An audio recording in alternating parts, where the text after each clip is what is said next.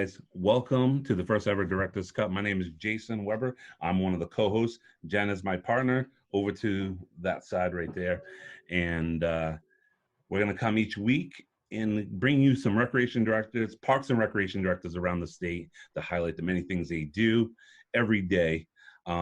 Jen, let's introduce our panelists. All right, sounds good. We have Hillary Hallett from Easton Recreation and Karyn MacNeill from Yarmouth Community Services. Still no sound, no voice. And Tracy Willette from Bangor Parks and Recreation Department. Thanks everybody for joining us. We're really excited about doing this for the first time and getting to know you guys a little bit better. So let's just start the conversation. We'd love to know who you are, where you're from, where you grew up, and maybe some of the influences you had as a kid that might have, for hobbies and activities and things that might have steered you in the direction of choosing the career path that you did. Who wants to go first? I think you do.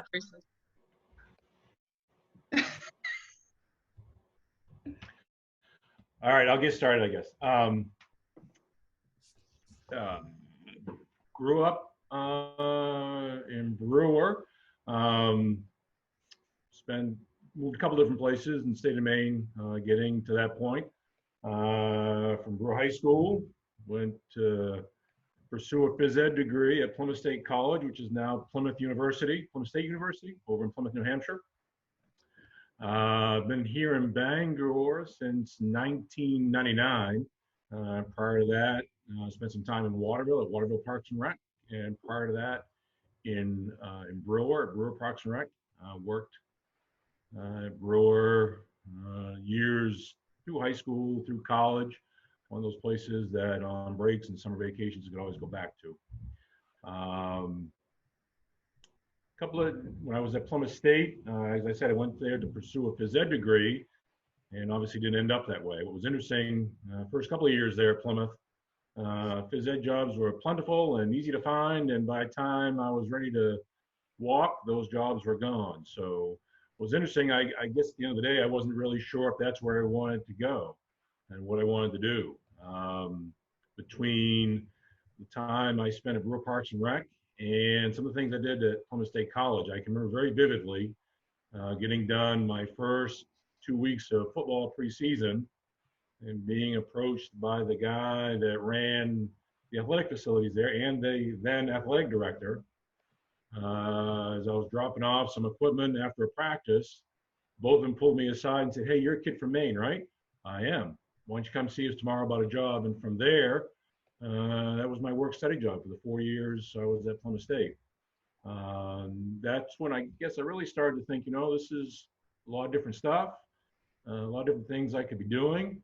I would have enjoyed teaching, but I'm not necessarily a routine individual, at least I wasn't then. So that if there was one or first set of jobs that kind of got me going on the career path that I have now, that would have been those first work study experiences at Plymouth State, coupled with time I spent in Brewer, and then certainly it's got me to where I am now. So kind of a quick thumbnail of me. How's that? That's great, thank you. Hillary, you're up. Hey, that's me. I'm Hillary. I was born and raised in Presque Isle, and I only left Northern Maine for the 4 years I was in college. I was New Hampshire College in Manchester, and now at Southern New Hampshire University. I started out as an accounting degree, so I do think it plays into my role, but I quickly decided I wasn't going to be able to sit all day and be an accountant. There was just an amazing professor there that sparked my interest. I then thought I'd go into health and fitness, and so he talked me into the sports management degree. So I spent my intern there in a health and fitness center in northern New Hampshire. And when I came home that summer, I was actually headed, after graduation, I was headed to Florida to grad school, and on a whim applied for this job in Easton. And if I didn't get it, I think life could have turned out much differently. But I ended up in Easton, which coincidentally was where my mother was born and raised. So there was a lot of family connections back there. Short story. So we all know what's a typical day for you guys, and we all know you're recreation director. So what's an atypical day where things get crazy? Aren't they all that way?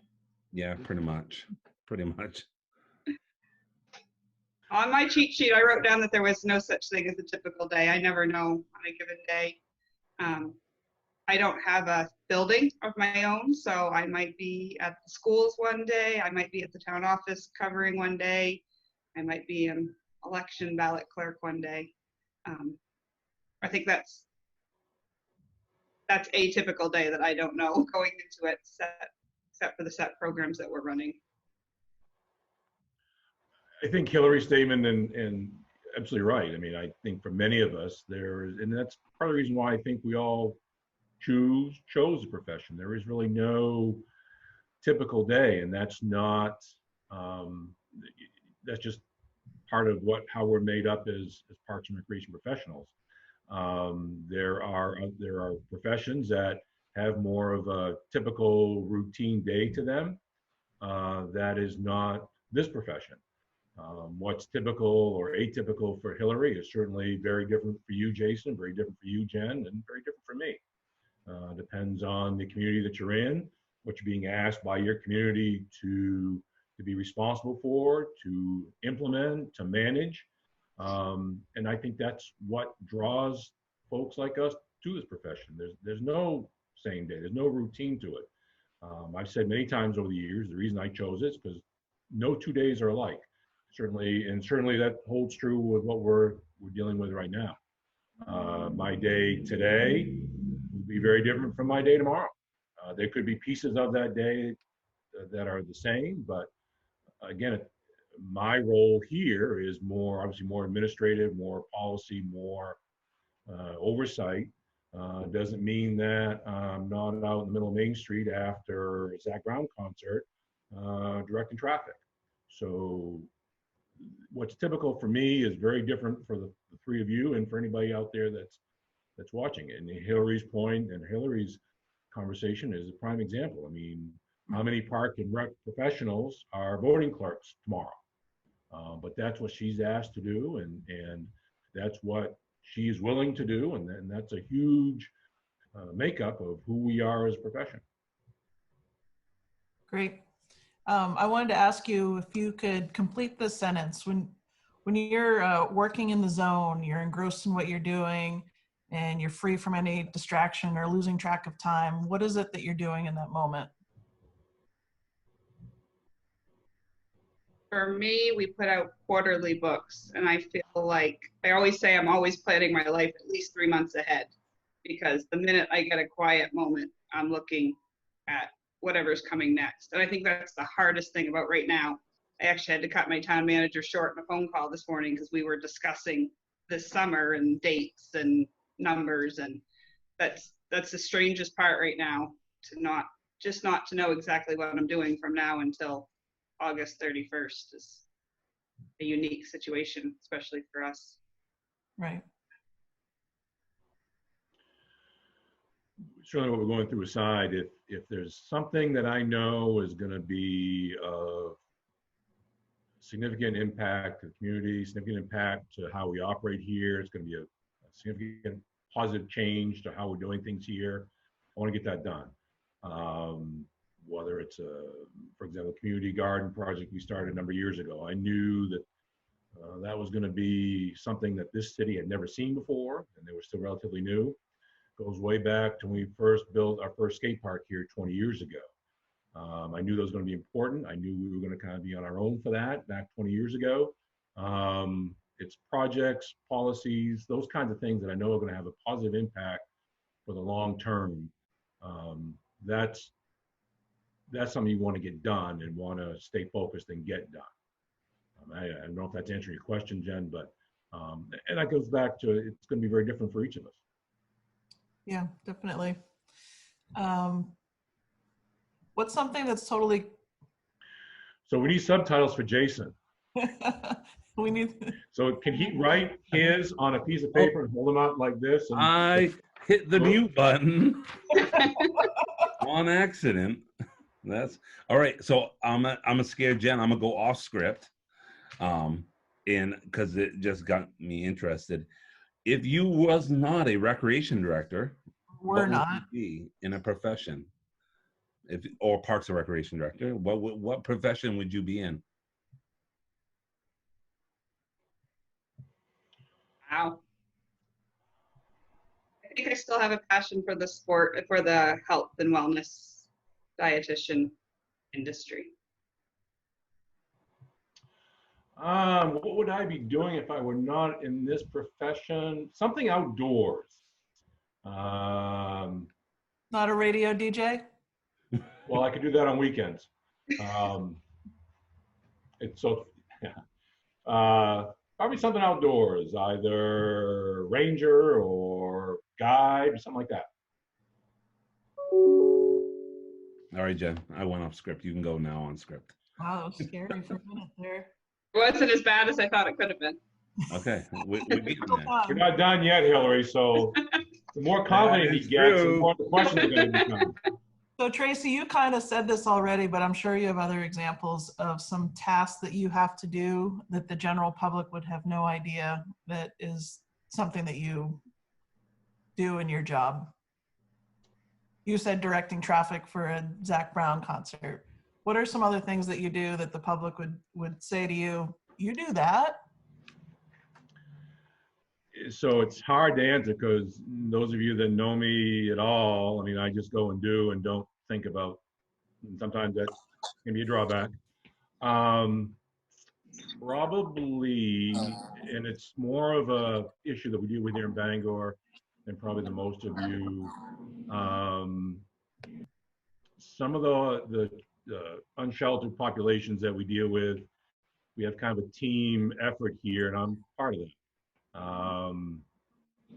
Just a couple of weeks ago, we were doing the roundup of that.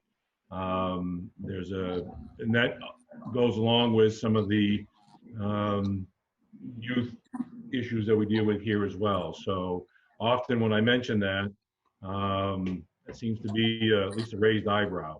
I'm sure others could tell you that I just do things. I don't think of them right here, right now, but probably to quickly answer your question, Jen, in addition to what I continue to do with our concert pavilion, working with the unsheltered folks and how closely this department ends up working with that population is probably fairly uncommon to most, at least here in Maine, most park and recreation departments. Great. Karyn, thanks for joining us. Do we have sound now? I think we have sound now. Oh yeah, there we go. Yeah.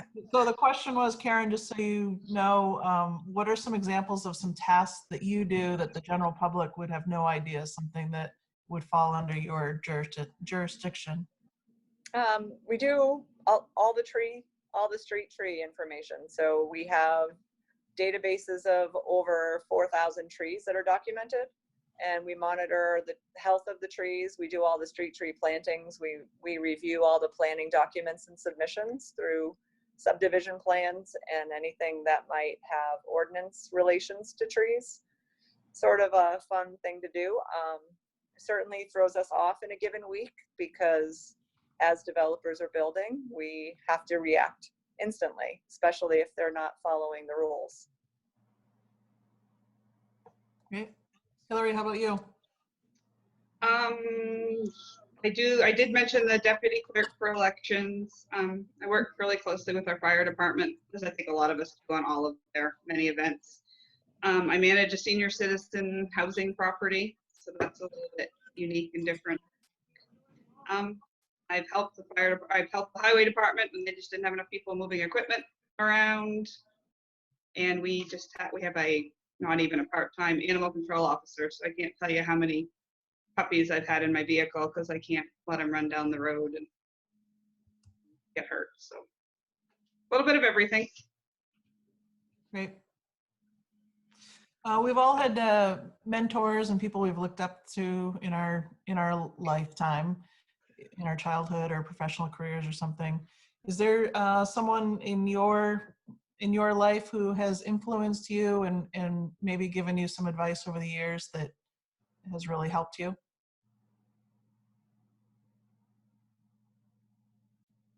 So I've been fortunate over the years.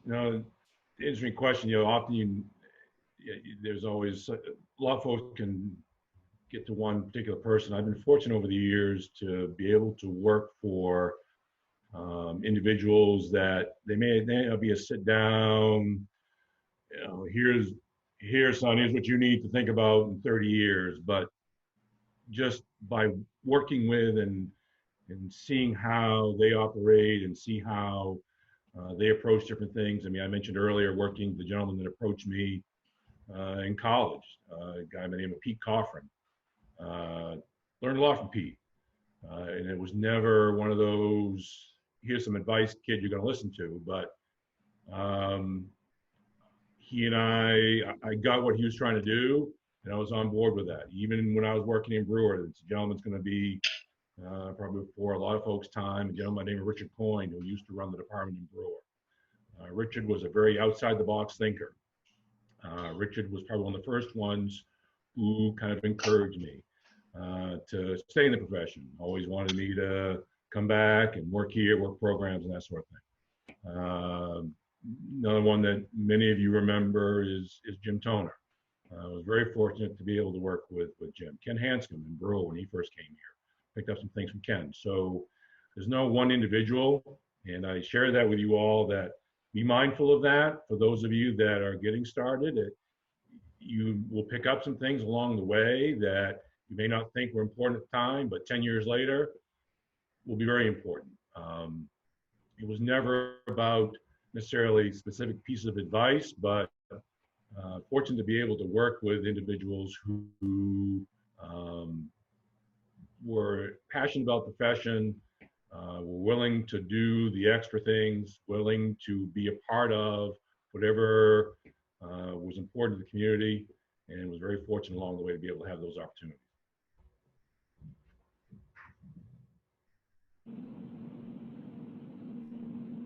Go ahead, Karyn. I wanted to sort of echo what Tracy said about it takes a lot of people to really mentor a great professional, and hopefully a lot of our professionals are getting that opportunity right here in Maine. There are some fantastic people. I had a chance to work in the state of Minnesota, and I worked for the cities of Hopkins and Minnetonka, and combined we're about 85,000 people. Can you say those towns again? Say that. Hopkins and Minnetonka. We'll send some moccasins your way. But the director there had been there for 15 or 18 years or so, and was one of the youngest directors in the state of, when he was hired. And Minneapolis has great parks and recreation, and he learned from a lot of people there and was great pushing that down to his 12 sub-department heads. And seeing that as a mentor, you always hope that you can continue that same exposure for your staff, and hopefully we're all doing that for the younger professionals or the new professionals to our field. That's definitely one person that really influenced my life. And then starting off as a teen in Massachusetts, the director there was brand new. He didn't really know the community, and he took me as a 18, 19-year-old under his wing to help guide some of the upcoming things. At the time, I was good with technology. Now may not be the case, but so that was a lot of fun to learn the field from under his umbrella, and also to watch the community that I grew up in change and be able to offer new and unique opportunities during the time where recreation was really frowned upon and budgets were really slim. He was really creative, and so that's another way a mentor can really give back to their staff. Excellent. How about you, Hillary? I definitely had a college professor who I contacted this week and kind of told him everything that he had done for me, so it's kind of neat to reconnect with him. But and I guess, honestly, and I said this, I guess, in something else this week, being part of the MRPA board and looking up to so many of these guys that have done, you guys have all done so many unique and different things, and it's really pushed me to want to do a little bit more, which I think is we all want to do. And we'll see if you guys can name this, but there was an award winner, and I can see her talking, and she said this about a dozen times in her speech, but it was do what you love and love what you do. And we still, to this day at NMCRA, joke about that phrase being said so many times, but it really applies, because if your enthusiasm will come through if you're enjoying what you're doing. So Awesome. Awesome. I got a question, Jen. Can we circle back to just have Karyn answer that first question? Just Oh, yeah. For you, Karyn, about where you're from. You said a little bit about where you've worked before, but maybe some influences that you had as a kid that led you to this career path and into your current position and what you do now. Sure. I guess I grew up not really involved in sports at a really young age. I was doing dancing and other activities, followed my brother around with sports. In middle school, I started athletics, became addicted, quit the fine arts side of my life, and then went into sports all through college and after college. I was able to run a few summer camps at 18, 19 years old for our community rec department in Massachusetts. I was at school at the University of Connecticut for a degree in exercise physiology and a minor in sports nutrition. And they wanted to really push cardiac rehab, which I couldn't take one more stress test on my first internship, and told the lady I needed to change. And my passion for health and the community and things like that, I just couldn't figure out any other way to do it. And like I said, the director that I worked for allowed me to create a walking track, health options for the community. We even did monitoring for people. It was really quite awesome. And so that really spurred me into the field of recreation, knowing that I wasn't stuck with one very ill population. I could work with many, many people throughout the generations. And also started doing special events. I ran the summer arts and the summer concert series for my hometown. And so watching and pulling together all the details for that really made you learn on the job and react when you needed to. And then I moved to Minnesota and did recreation out there for 5 years. And then moved to Maine once we had kids, and here I am. Worked for Bath and now Yarmouth. Excellent. Thanks. So everyone knows the show on NBC, Parks and Recreation. Do you guys think it portrays our profession? Do you got a favorite character? Is there a character that you can relate with? What's your thought about that show? I love it, by the way. But I think I can do it better. I already left the cat out of the bag. I've never watched a full episode. So. Oh my Lord.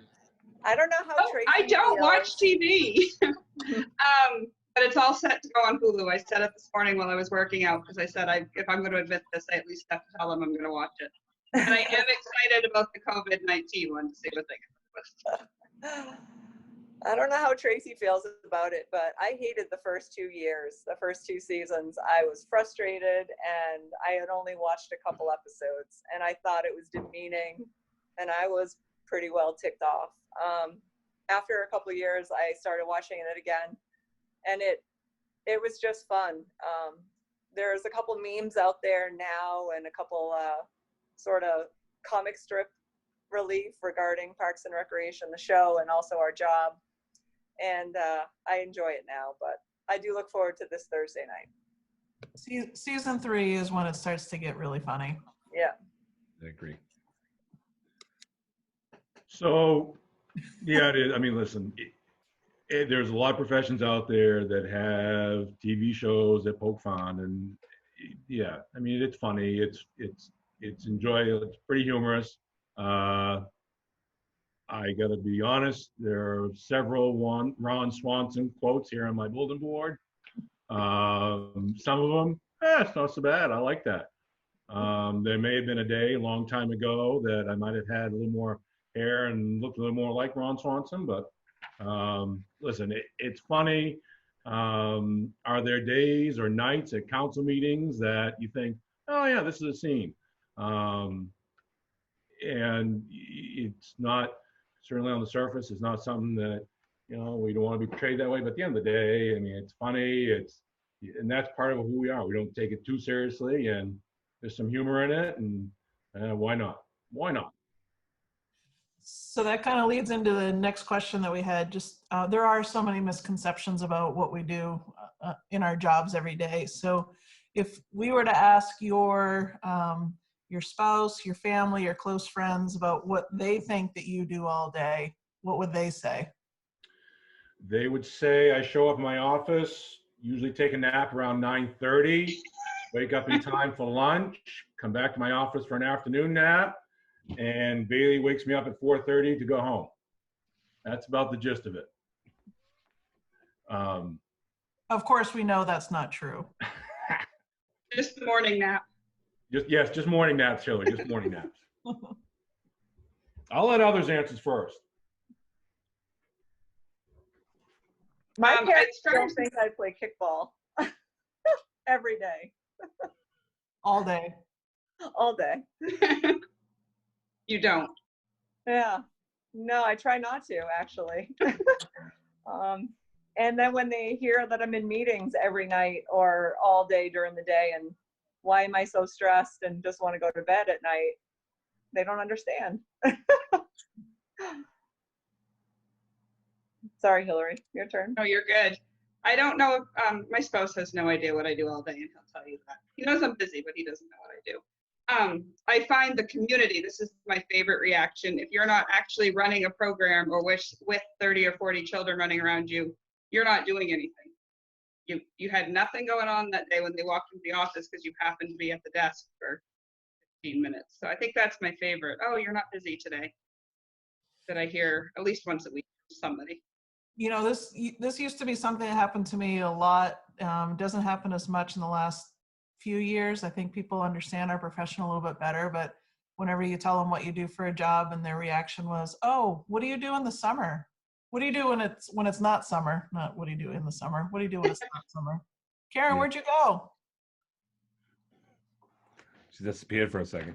All right, guys. So a young person that wants to get into the profession and wants to climb the proverbial ladder, what opportunities are available, and how would you advise them to reach their goals?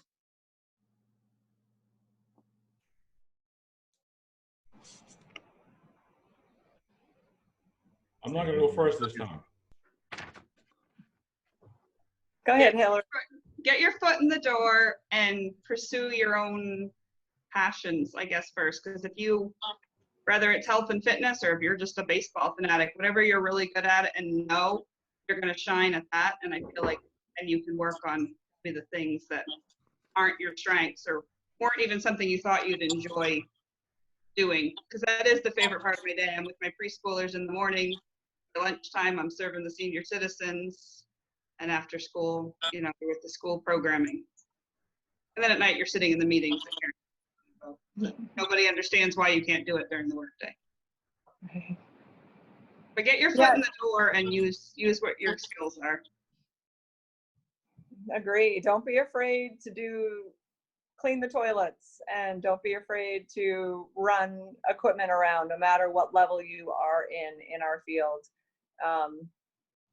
And understand that you're not going to make everybody happy. You're never, ever going to make everyone happy with decisions that you make, whether you close the parking lots or you're not opening a beach on time or you don't have enough lifeguards or whatever it might be. Sometimes you won't even have enough staff to make a program run, but you do your best. So just stick with it and keep giving it your all and be proud of what you do. And know that whatever you tell your grandmother that you're doing for work, she's going to be proud of you anyway.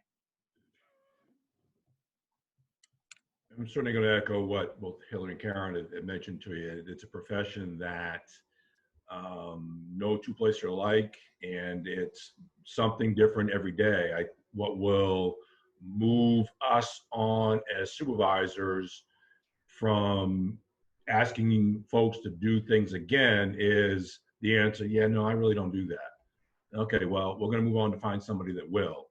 And that's what the profession is made up folks that will.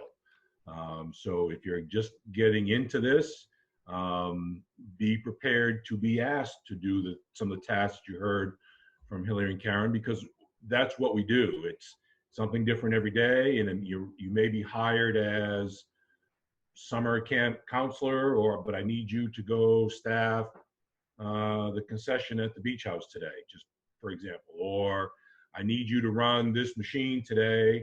We'll give you some training on it, but we're short staffed. I need this to happen. That's how you make your way in this profession. That's how we all started. That's why the folks that I looked to for guidance and direction, they knew that if they asked Tracy to go and stand at a ticket booth to take tickets at a high school tournament, that he would do that and could be dependent on. And that's dependability is probably one of the biggest things that we count on from newer folks coming in the profession, is being able to depend on you to do some of the tasks that were required of our operations. That's how you get your foot in the door, as Hillary mentioned. We all do things all the time that we look forward to having to do for our job, and then likewise things that we dread just as much. So can you speak to both ends of that spectrum, the things that excite you most and the things that you're less excited about that you have to do, and then how do you get through it and deal with it?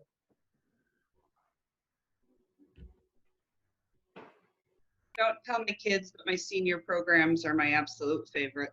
They're easy to do no matter what you do. Typically they please them, and I just look forward to that. It's refreshing every single day when I'm with them. Justifying my budget, my very minimal budget in the grand scheme of things, to the very few naysayers I have in town, is just my utmost frustration when we show them what we bring them for a quarter of their mill rate or whatever it is. So that's definitely my biggest frustration. And there's only like 10 or 12 of them or whatever in every community, but they can really get you down at points.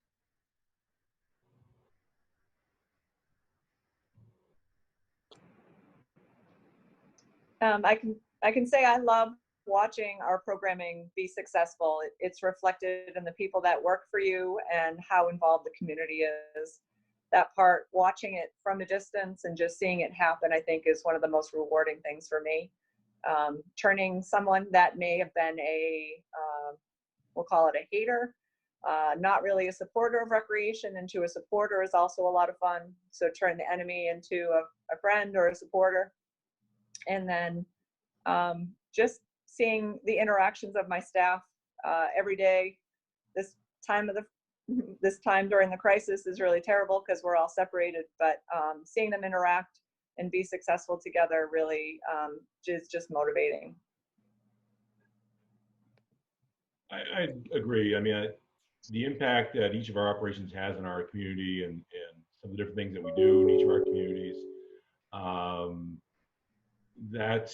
that's what I enjoy seeing right around the city, and the rapport, the respect that we've built here in our community, and the appreciation that our citizens have of what we do, and the fact that they can come to Parks and Rec and with an ask for a new program or an ask for a new amenity, or be able to partner with us on a particular project that may not have happened 15, 20 years ago. It's happening now. So you ask about what's rewarding, what motivates you here, what I like to see every day. It's the dependability that folks have on our operation here to be able to come to us and say, hey, we need some help with this. We want to partner with you. How can we make this work?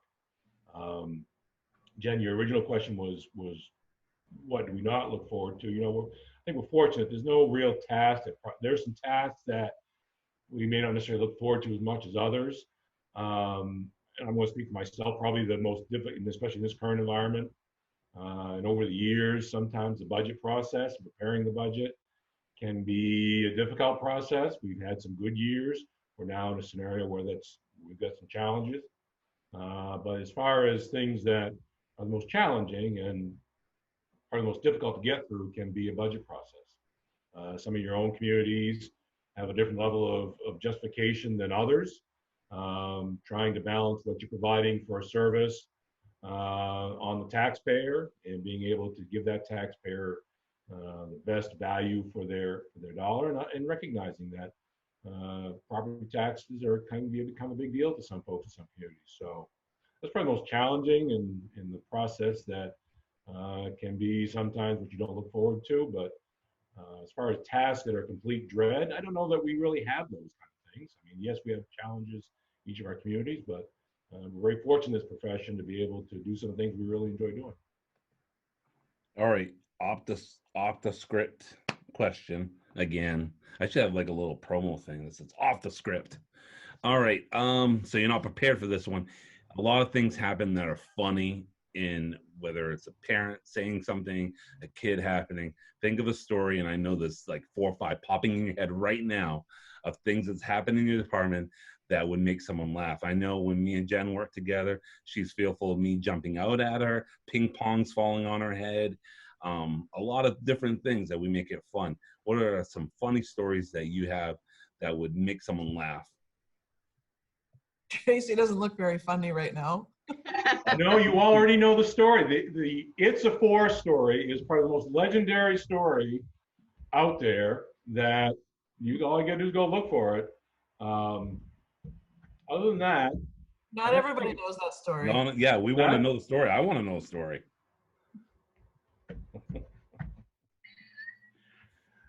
all right. So 87 years ago. that was about We that. don't have enough time. All right, never mind. I'm just Put kidding. them on. No, yeah, let Hillary answer now. I'll put Hillary I on just the want spot. $1 for every time I've been asked where my bedroom is at the rec. Because every kid in town, where they think you live wherever your programming is. So I just want $1 for every time I've been asked if I live there, or am I going back to my house tonight? That's the rec department. They genuinely believe you eat, sleep, and never leave there. Hey, Tracy, yours has got to be funnier than that. Yeah, I don't know. No, I think not I even know close. it No, either. that's good. No, that's good. What about you, Hillary? I'm still waiting on the story. I didn't even like. Can I have the Reader's Digest version of it? Karen's turn. Karen's turn. Yeah, she was pretty chatty a minute ago. Karen hasn't come off mute yet. There we go. I don't really have anything like that. Oh, come on, Karen, you do. I feel like so many things happen. Sometimes you just have to forget them and just keep moving forward. And unfortunately, I am going to be that demented 75-year-old lady that can't remember what she did or what she had for breakfast or who her children are. But That's okay. you know, That's okay. There's a lot of merit to that, Karen. It's a lot simpler that way. that might help me in the long run. I'm sure all the staff I've worked with over the years has something silly or funny that they would want to shoot out, but I love a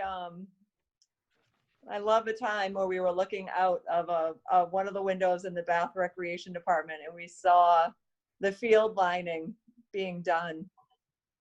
It's supposed to be a straight line, ideally, and wiggled off a little bit, and we couldn't stop laughing watching the staff person do it. And when it was done, he was so proud of what it looked like until he got to our vantage point and looked out the window and was like, oh my gosh, how do you fix that? So, you know, it is what it is. And stories, I don't really have anything much funnier, but I will never forget the look on his face and the laughter we had for hours. So for those people in this profession who want to climb the proverbial ladder, what kind of opportunities do you see as someone, a young Parks and Recreation professional? What kind of opportunities do you see that they could, a direction they could head?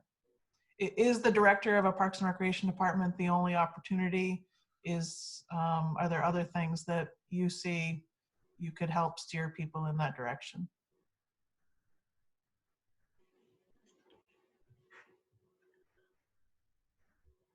So each operation in each community, we've talked about this a number of times, is very different, and just not everybody is a director. and that's okay. Right. So I'll use our operation for example. Some may be like golf courses. Some may like programming piece of it. Sometimes folks stay in golf courses. Sometimes folks stay in park maintenance. So there's a niche for everyone. And again, not everybody is a director, and that's okay. If there's a niche you like to pursue, whether it's turf maintenance, I mean, ice rink operation. Don't get into ice rink operation. Oh my God, don't do that. But there are different activities, different tasks each department does that could be a lifelong path for you. If being a director is where you want to ultimately get, diversify and broaden your background. I mean, I've lucked out. I had some park maintenance work that I had done. That certainly has helped me along the way. You could start out that way and get into programming. That's a transition I made early on. So I guess pursue those paths, and if something catches you and you want to pursue it further, there's nothing wrong with staying in a career in a position that suits your ambitions.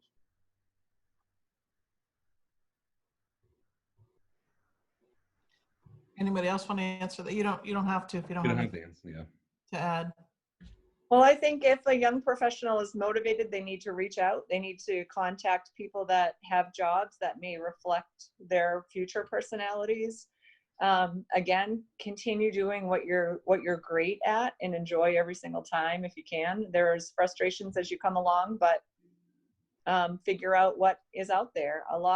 There are a lot of opportunities, as Tracy mentioned, with all the options for what you could be a manager of, or a director of, or a coordinator, whatever the title of the position might be, and just find what suits you best and make it work and give it your all. Great. Brian Dunphy has a question on here. I'm going to pull it up again. I got it. Okay. What tip can you offer to balance your work and home life being a Parks and Rec person? Sorry. Anybody besides Tracy want to answer that one? Probably not the best one to answer that one. So it's an interesting question and an interesting concept, and certainly so us in our administrative roles are having to become more aware of. And Brian's question it's one that comes up more often. It's interesting. I had this same conversation about a month ago with the police chief. He's having the same kind of questions coming from some of the younger officers. I guess the best way to answer, Brian, from my perspective, you need to have an open mind to what that balance looks like. What do I mean by that? As we've talked about at the beginning, this is not 8 to 4:30. It is not 9 to 5. It is noon to 8 on Sunday through Thursday. It is weekends. So as long as folks that are coming into the profession have at least a willingness to have a different type of balance, and I understand that seems to be more of a priority for younger professionals, whether it's in Parks and Recreation, law enforcement, fire service, whatever the profession may be, that they're trying to strike a better life work, home work balance. That's not me. I'll put that right. That is not me. And it's not the nature of my job.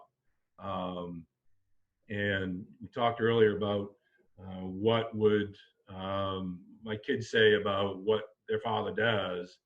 My father works strange hours, works strange things, and sometimes does things that even surprise us as far as what he has to do with his work. And that's been true of each job I've had. Long-winded way of telling Brian, or trying to answer to Brian, be flexible what you think that balance is. You can still have a balanced work week, but it may not look like a traditional work week. And just to echo what Tracy said, that's all 100%. But sometimes there's some pros to having that Monday and Tuesday maybe off because you work Friday, Saturday, and Sunday one week. Or look at some of the benefits. I know. And the other thing, there's a couple things that I'm non-flexible on. And if it comes to certain things with my daughter's schedule, it gets X'd out and I make sure that happens. But then there might be something else that you do just have to sit out this time. But no, but so far in my community, no one has questioned me for putting our family first. And I don't think we have to be apologetic for that either. So there's definitely a happy medium.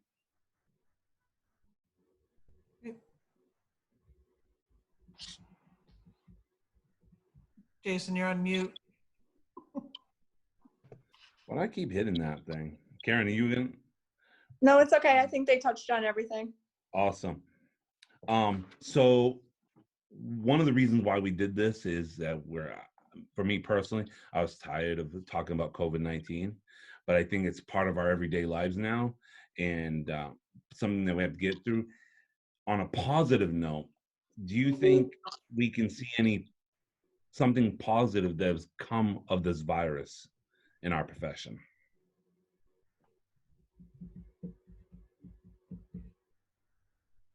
All right, good talk. No, I had a Go ahead, Tracy. I had a program going on in my community, just the photo project that a lot of people do. But I've actually met members of our community that I didn't know before. And I never would have dreamed that through a stay-at-home order for 30 days that I've met new families and literally reached out to them. I know more about their kids and their elderly parent or whoever. But I've had that happen 3 or 4 times in the last couple of weeks, which for me is a definite pro. And I probably wouldn't have taken the time to reach out in the ways that I have had I been working my typical job on a daily basis. I could comment on the volunteers. Yarmouth is very volunteer heavy.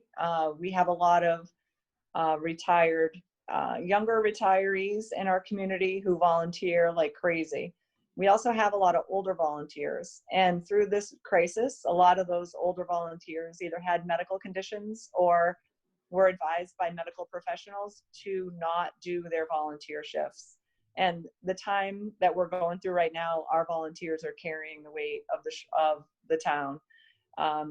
They're helping to keep our parks a little bit cleaner with all the windstorms that we've had. They're volunteering to drive meals to people. They're doing medical rides, not medical rides, but shopping, picking up medical prescriptions, delivering them to people who can't get home or can't get out of their home, pardon me. And the number of younger volunteers, like the 40 to 60-year-olds, has skyrocketed recently in Yarmouth. And I'm hoping that through this connection, they're going to stay connected and sort of relieve the burden of some of the tasks that our older volunteers are doing in town. The committees in Yarmouth certainly peter out every once in a while and even disappear. And that struggle is real for many of our communities throughout Maine. And hopefully this brings our generation up a little bit more in that volunteerism. Great. Thanks. We have 2 more questions here. One being, you know, you guys have all been in this profession for a long time. So what do you see as the job that you were doing 20 years ago versus the job that you're doing today? Like, how have the trends in Parks and Recreation changed over the years, and how has your position, or, you know, not that you've held this position that long, but the position that you're in, how has that position evolved over all of these trends and all these years that have gone by? Do you think the focus is different now?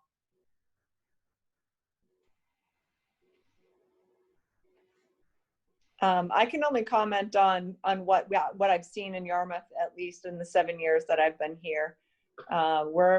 Even though our title has always been community services, we are taking on more social services than ever before in the last 2 years.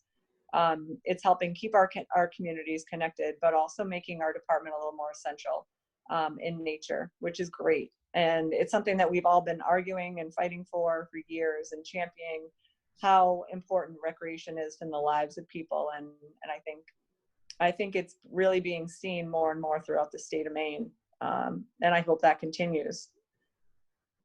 What are some of the social service projects that you've taken on? We help provide warm winter coats. We do the Project Holiday, which is a Christmas time gift. We don't run it, but we support all the organizations that do.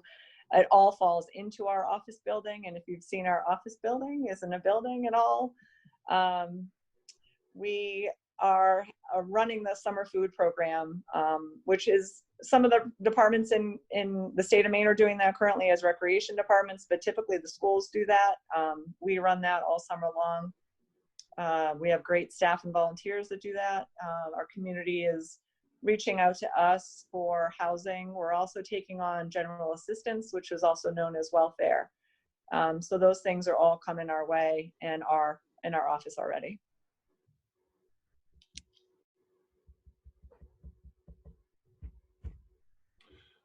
I think Karyn summed it up really well. I mean, many of us are getting involved in services in your community or performing tasks that 10 to 15 years ago wouldn't be thought of as a park and rec function.